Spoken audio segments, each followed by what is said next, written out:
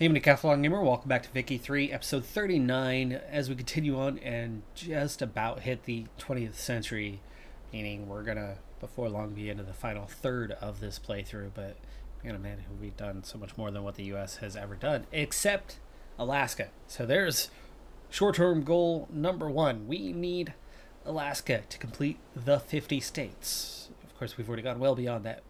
I'd love to get all of the Americas before the end of this playthrough and see what we could do beyond that. But goal number one, priority number one, so we've got to complete the 50. So that means we are going to be facing war with Russia in the not too distant future to get that. In the meantime, since we'd made that big Civil War changeover, a lot of things got changed and flipped and reset, and the economy isn't what it was. Now that we stabilized things, I'm working on trying to fix all of that. Bit by bit, we are, getting back into journal entries that had all been completed or had timed out that we are now getting back into and, finishing, like switching to public trading. Branching out now successfully done, so, just a matter of days I've started to flip a lot of these industries, but there's going to be a big fallout as certain parts of the economy are impacted, and we're going to see this big changeover again. So might need to back off for a moment and kind of see where we're at. Still early days. I don't even think I haven't even gotten out of a year yet, but I've made progress when it comes to flipping the economy, putting things the right way, turning all those levels up one by one without any major shortcomings that have cost us severely. Where we do have shortcomings, our 6 biggest industries that are short of where they need to be: paper, coal, tools, iron, dye, and fertilizer. Putting some work into it to try to help boost those up. But fortunately, none of those have insane prices. They're not good prices, but they're not insane prices, which is, I think, part of the reason why we still have a good balance, and we have gold reserves again, where we didn't, and we're at 4 million. All right, another journal entry complete, mechanizing our industries, basically putting tractors into everything. Minimum wealth goes +3 to everyone for 5 years, or increase throughput in areas that we don't have shortages. So let's take the minimum wealth. With 148 battalions, we have an army projection of 2158, and I noticed that not everything is turned up to maximum, so we're going to try to do that here. I know it's going to come with a cost, but now with a surplus of 81,000, we should be able to cover that off pretty quickly. Looks like our Navy's about right, or should be where it belongs. Automatic machine guns just unlocked, so there's another thing to kind of contribute and add in. And other than the Dreadnought, we're down to just the Tier 5, in fact, all of the Tier 5 military options. Looks like most everything was turned up to trench infantry, because to get it there, we're talking about a small decrease in terms of cost. Siege artillery, not far off either. So it looks like most everything was still there, but we've never done motorized reconnaissance. We were on bicycle messengers. Even that looks like a light increase, but the motorized reconnaissance, +10 to offense, +5 to defense, +30% for provinces captured, and an army projection of +444 from where we're at the cost of more oil or automobiles. Something we don't quite have sorted out yet, which was the reason for that negative. By the way, I was in the modern U.S. Army version of motorized reconnaissance. I was a scout in the Army. There is that machine gunners. That's 12,000 the cost on that one. Ammunition and small arms. Turning the Navy all the way up as well. So, like I said, we're going to have to feel out what sort of impacts this is going to have, but expenses are going up a lot. By the way, in a short period of time, realistically, just, a year, plus a little bit of that recovery time from our Civil War, but we have just flown through prestige here recently, and we're up to just about 3,000 now, closing in on Austria, who had, commanding lead. We were just behind Great Qing. Maybe not last I checked, but definitely in the later part of last episode, we were just closing back in on Great Qing. Not only have we, overtaken them, but by more than 1,000. GDP-wise, we've almost caught Great Qing as well. I mean, we're just a couple million behind them. We're going to be well ahead of them soon. Standard of living has re-emerged as something that's good, but at 23rd, it's still not quite up there. But that population's up to third now, and it's ahead of Austria. We're looking at, obviously, Great Qing, the largest population, and East India Company. So those are the two that we are lagging behind. Weird to think that we have not only caught, but, passed Japan, which Japan is nowhere near this list. So turns out the Japanese shogunate is a little bit difficult. And at 38 million, their population really hasn't changed, right? They start just shy of 40 million, but they seem to have been having a hard time growing an economy that is actually still seems to be roughly where it was. So not much has changed in Japan since the beginning of this playthrough. We did notice last time that Japan was not exactly the easiest one to kickstart and get going. US, on the other hand, we're finding we've been able to manage that one fairly well. Speaking of managing, we are still a pariah. It's down to 116. It's barely been a year, so see that it's taking a bit of time. But our list of radicals isn't that bad. I'm kind of thinking about the war with Russia and what that would take to do. I'm guessing they don't have friends. Ooh, hello, radical Russia. Russia is having a war right now. This is tempting. It is now tempting. So Alaska would give 32 infamy. That is a lot, but I don't think it would really change our classification at all from what we already are. Would face Russia, who is way down on units right now, and Finland. We would have Quebec on our side, and the only possible countries that may want to join in is Austria. And I don't think we'd face a challenge with Austria, because by the time they would arrive in Alaska to contribute on the front, we would already hold the ground that we need. And I think we would have an easy time holding that ground until the war time's out in our favor. And with Russia involved in their own civil war, we're talking an easy target. I said short term, this is what I want. Can we get it done before 1900? Well, it's October 1st. It's not going to happen within 2 months, because even the war itself is going to take longer than that, unless they just concede and say, hey, it's yours. That's actually what I'm hoping for, because I'm not looking to go, conquer mainland Russia at this stage. But damn it, we're going for it. Depending on what they cost, I am interested in Chukotka and Kamchatka as acquisitions, just because in future wars we can place our units on that front and then just invade into Russia. It's a lot easier. You don't have to do a naval invasion first to get in there. Could be a good pathway, but only if they are cheap, and only if they actually want to fight for it. I have no technical interest in the area. That's not happening. What we do have is a front here that cannot forget about. I don't think the extra infamy is worth it to take out of Africa right now, though. I really want to just get Alaska to complete the 50 and get them out of North America. We can worry about Africa later. I mean, you can see we've already got them cut off anyway, so they can't expand. I think we can worry about this land in another war in the future down the road. All right, so just in case we have all fronts covered, for now, Austria and Oyo remain on the fence. Austria have chosen to embargo us, but that doesn't mean that they are going to join the war. Despite activating all of our military, we actually still have a positive balance, or at least just about. I've got a lot of my forces focused in Africa, with the rest on the Alaskan border. Oh, Austria has sided with Russia. Okay, so they are joining the war after all. Do we have any new fronts that have anything to do with Austria? We do have one here. We have enough forces there that I think we can shift quite quickly. That just doubles that front. Oh boy, that's a lot of units, though. Russia has somehow ended their civil war, so that just changed things significantly. What are we looking at now for... Okay, they have no army projection. They're super weak. Austria, on the other hand, is not. I mean, they are quite strong. We are up to 3,000 for our projection already, and still probably ticking upward. Even our Navy's up to a 1,600 now. Probably gonna get my Navy out here doing something. We're doing enough that Austria is getting involved anyway.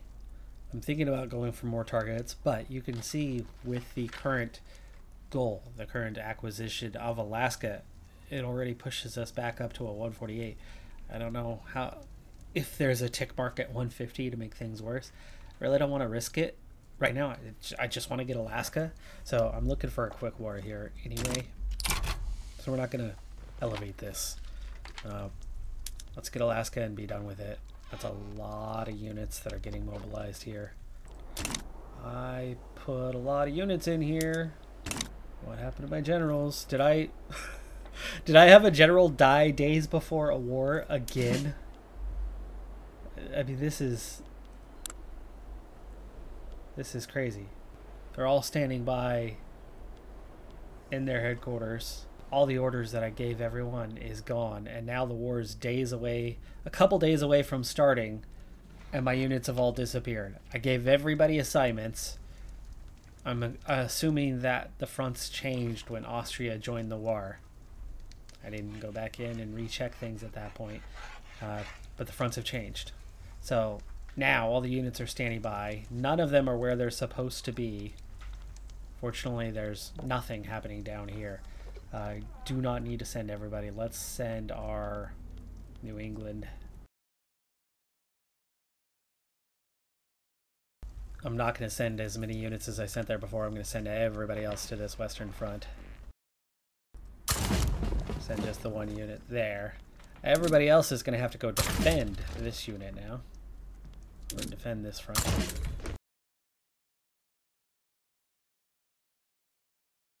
I mean, at least they were all mobilized, but this is going to create a rough start to the war. They're not backing down, for one thing.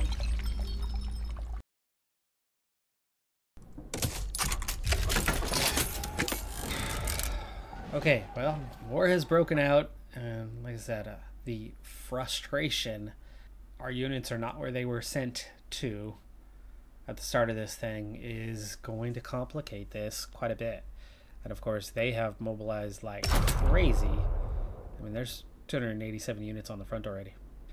They're weaker units. We're going to have serious advantages once we get forces there. And, you know, our 2 units are not holding up the 570 that are here. Are the 570 all from Russia? We're looking at 40, 40, 40, and 24 days for travel. It means they are going to gain some territory at least.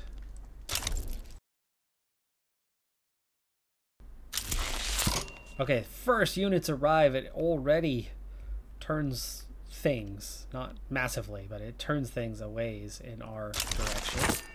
Alright, the actual advancing of the front is trying to begin. Meanwhile, none of our units have arrived. We're talking about 2 weeks for them. 2 weeks for them. 1 day. Okay, 1 day, and then all of a sudden we'll be up to a much closer situation. And here, we're going to start gaining. So we'll gain ground here. We'll keep them kind of at bay here. But it looks like to get that kind of neutralized, oh, we just split the front. Okay. Well, that just changed things. Where did all their units just suddenly go to? Okay, we are already starting to make gains. We took that area. They've automatically shifted down here after conquering that. We'll quickly hold all of that land. So Africa will be totally in our control, and that alone could and should turn the war in our favor. I don't know what happened to all those Russian forces there. Or all of our forces for that matter.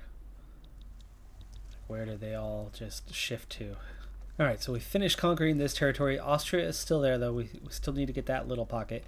But we've got most of Africa already under control with 0 resistance. Neither nation involved. In fact, Austria has sent 0 units to any front as of yet. And Russia's units, once this front split, the moment it split, they all disappeared. Ours disappeared as well. We've brought ours back to the front once again, or bringing them back to the front. But in the meantime, we're just about closing off all of this, putting everything to this front here. And as a result, and they're all traveling here, good. Russia's units still aren't coming.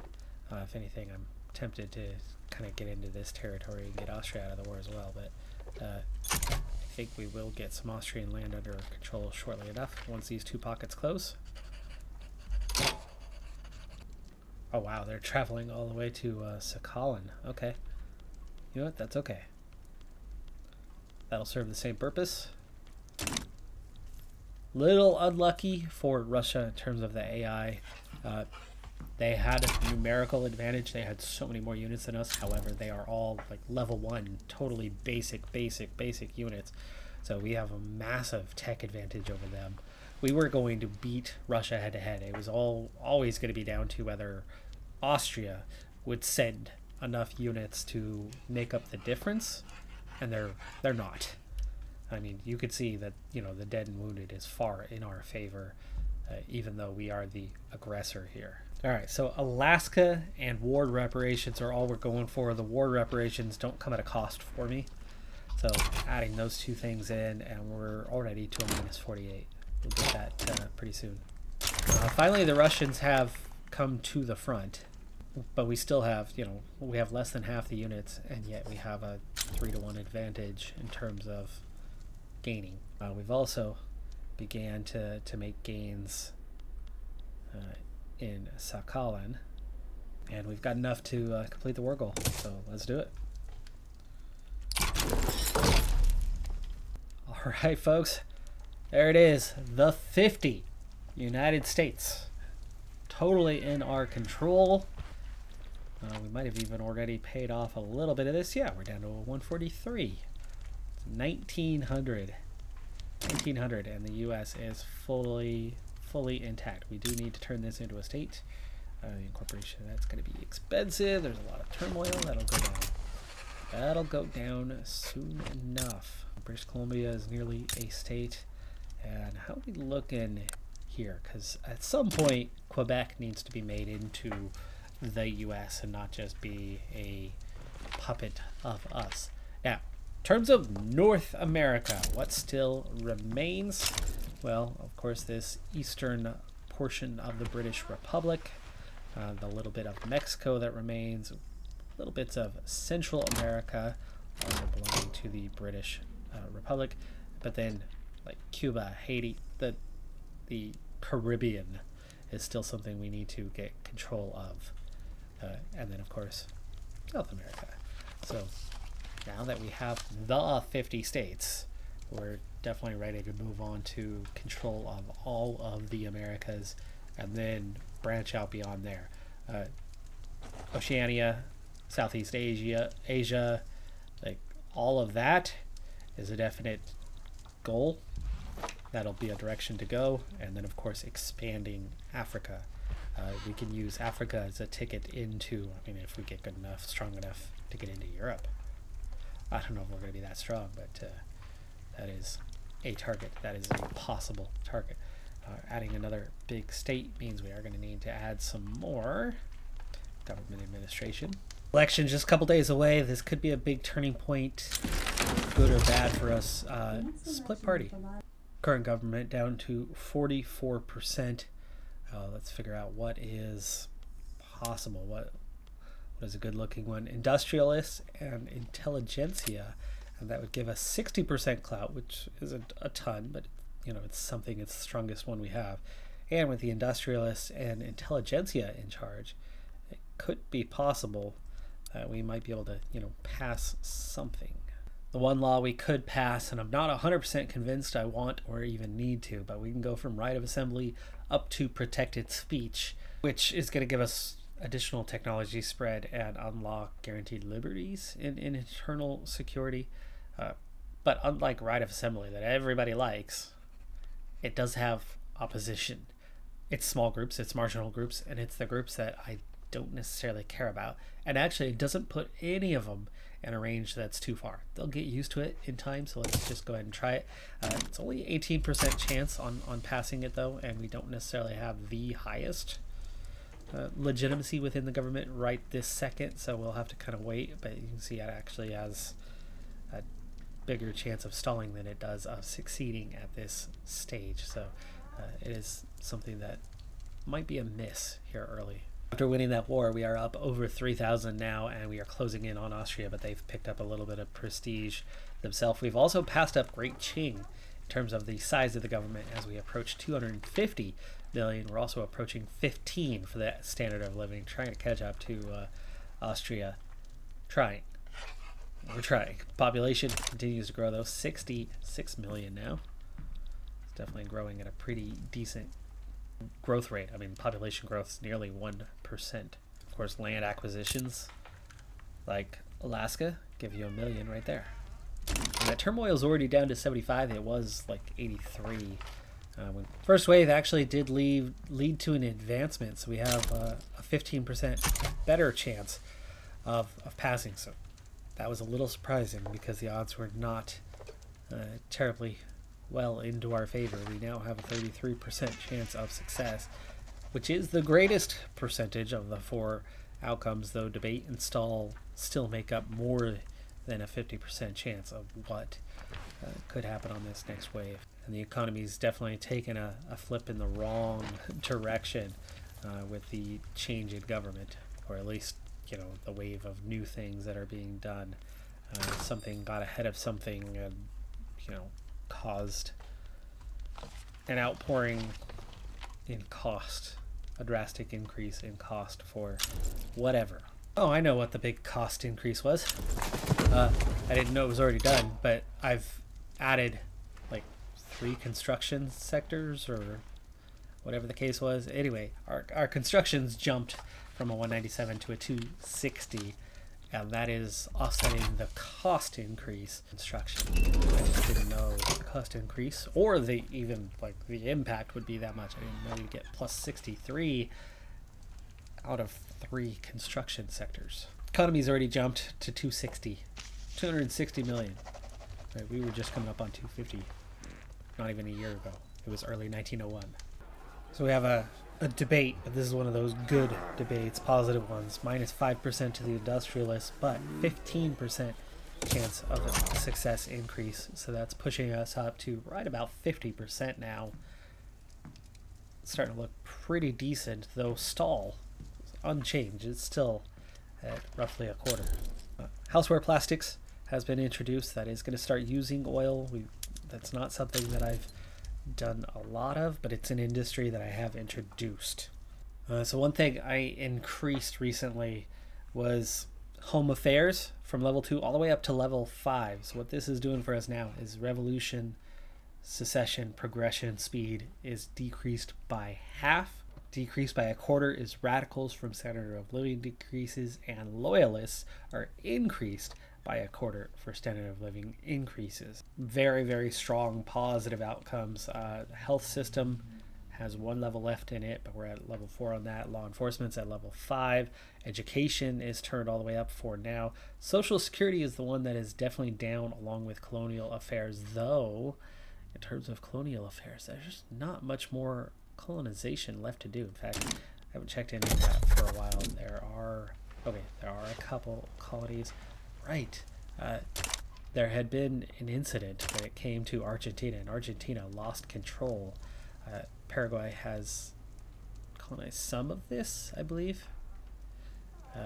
But it's open, and we are colonizing in here. It should be active. Yeah, there you go. So we have been growing organically through colonization in South America for a little while now.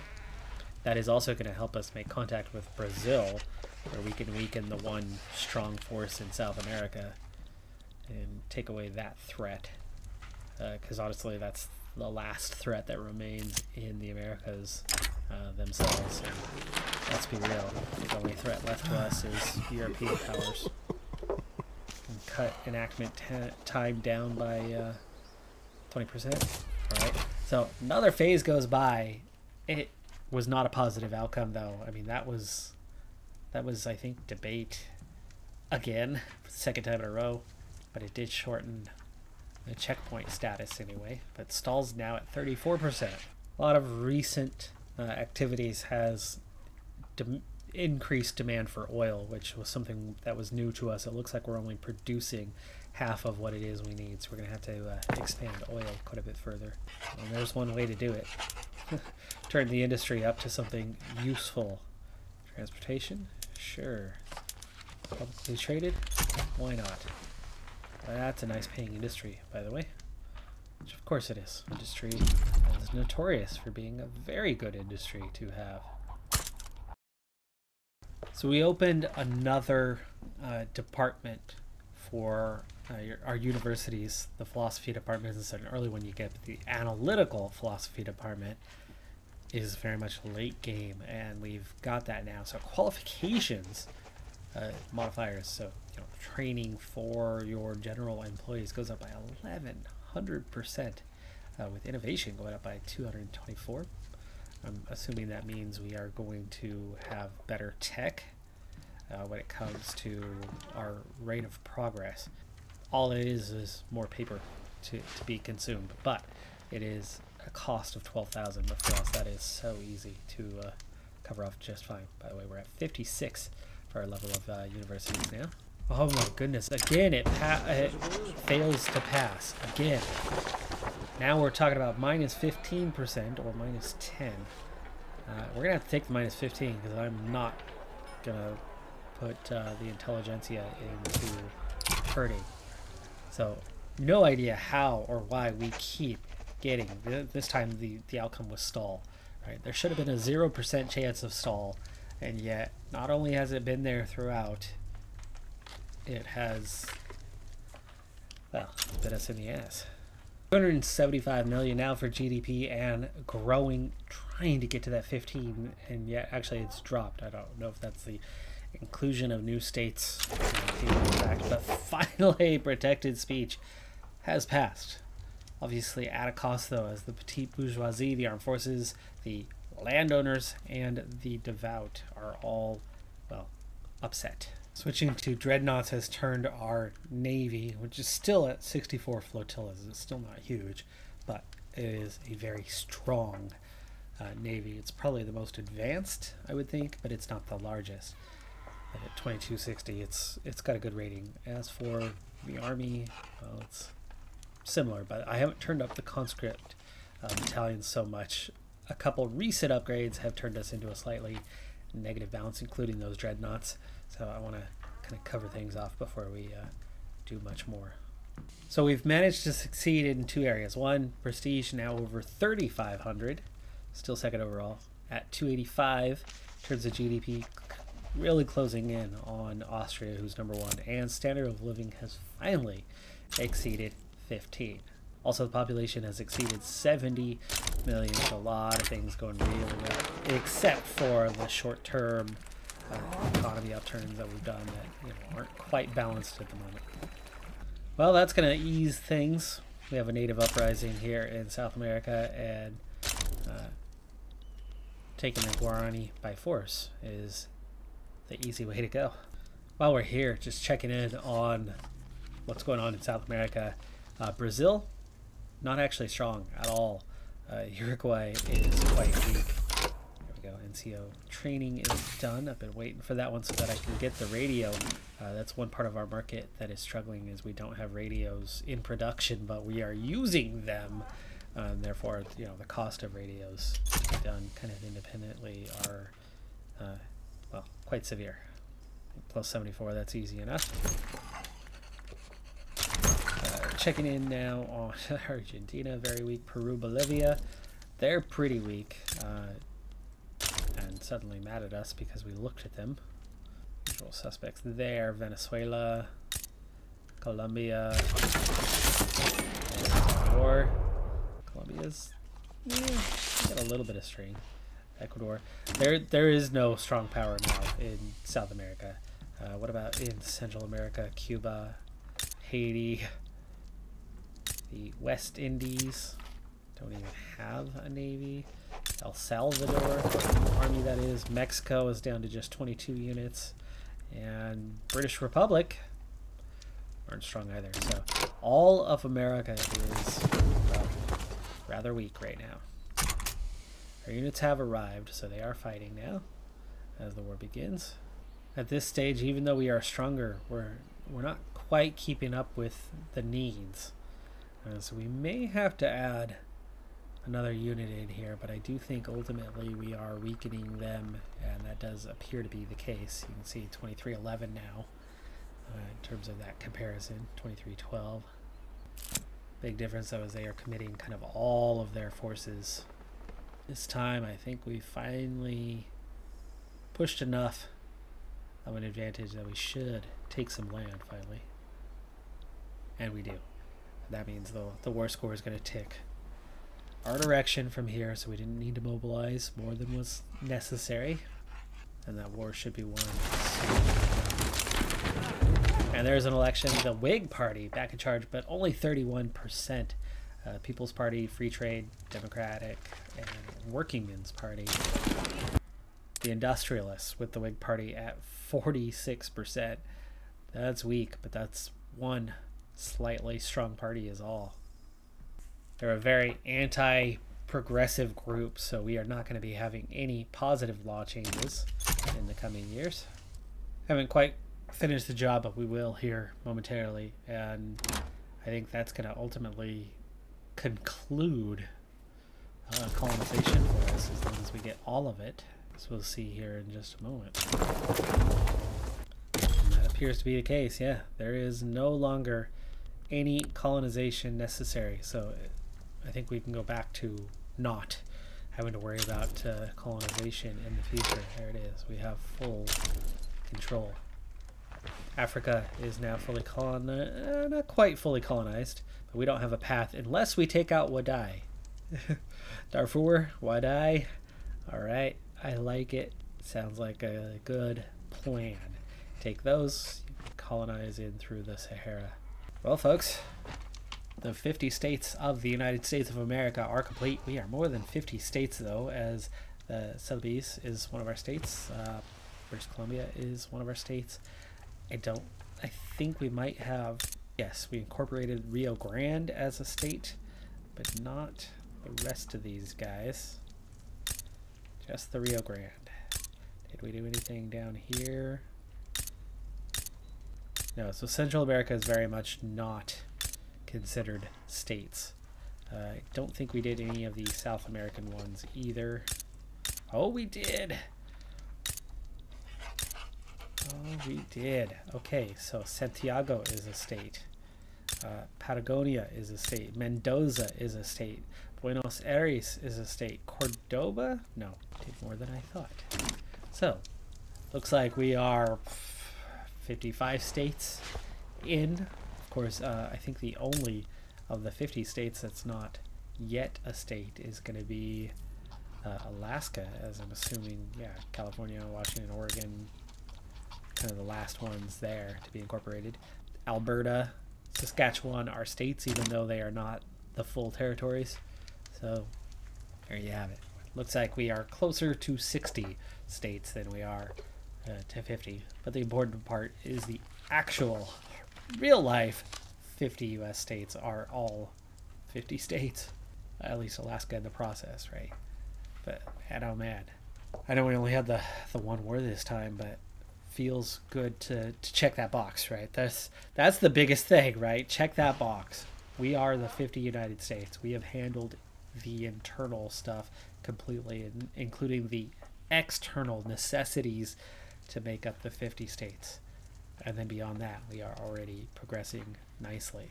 The next thing, though, is where do we go from here? Well, we already know that the target, right, is the rest of South America and Central America and North America, you know, the Americas. We want to get all of that. Talked about those breakout areas from there. I'd like to keep our standard of living above a 15, though we are still hovering right on that line. Our literacy is less than what it was, but I think some of that is the adoption of new people and territories. But look at that GDP, 300 million. Population approaching 75 million. Yes, we are a pariah, but we're still on the edge, the 113, so I think we could handle some expansion soon. And if we can just, you know, get that little bit stronger, we can eclipse Austria I feel like there's a stage. There's got to be a stage beyond what we have that is going to not just be antagonistic to, okay, Austria is the one who feels that they can actually put up a challenge versus us, and therefore they're gonna, try to block us from becoming. I feel that there is a stage in this game. There's presumably got to be one that we would suddenly have 6, 8, 10, 12, 14, 30 nations coming together to try to beat us.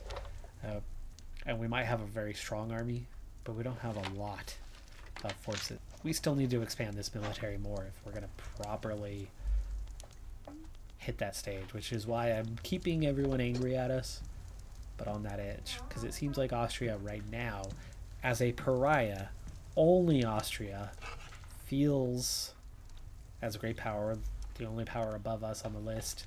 I mean, we're almost 3-1 compared to France, prestige-wise, GDP-wise. Even France is not a mighty foe. Looking at France, what are they like? 1644. They're half our strength. They have almost as many flotillas, but they are almost half our strength. So it's really just Austria now. They have so many more battalions than us, but ours are much stronger. We're only 1,500 behind in power projection. We cannot beat them in a proper war right now. Flotillas, same. We are stronger, but they have almost twice as many as we do. So Austria still poses a pretty dang serious threat to us.